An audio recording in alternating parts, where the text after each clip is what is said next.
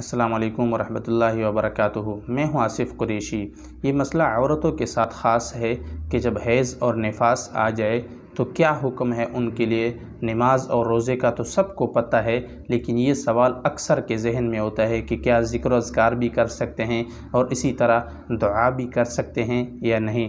तो ये मसला नहायत ज़रूरी है, गौर से सुने और लाज़िमन दूसरों के साथ भी शेयर करें सवाब की नीयत से कि कोई अमल करेगा तो उसमें ज़रूर आपको भी सवाब मिलेगा। तो खैर आते हैं अपने मसले की तरफ कि क्या आप ज़िक्र अज़कार भी कर सकती हैं या इसी तरह दुआ भी कर सकती हैं या नहीं।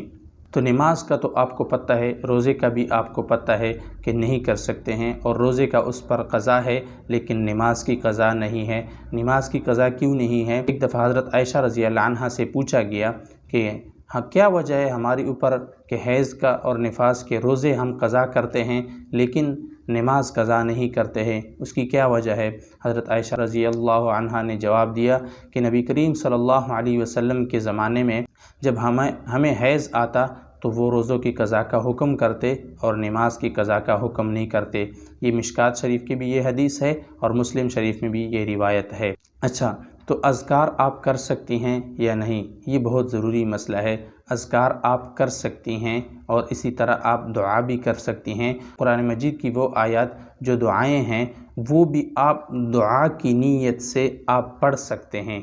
ये ज़रूरी मसला है। कुरान मजीद की वो आयत जो दुआएं हैं वो भी आप दुआ की नीयत से पढ़ेंगे, तिलावत की नीयत से नहीं पढ़ेंगे, तो ये आपके लिए जायज़ है। उम्मीद है कि मेरी वीडियो आपको पसंद आई होगी। अस्सलाम।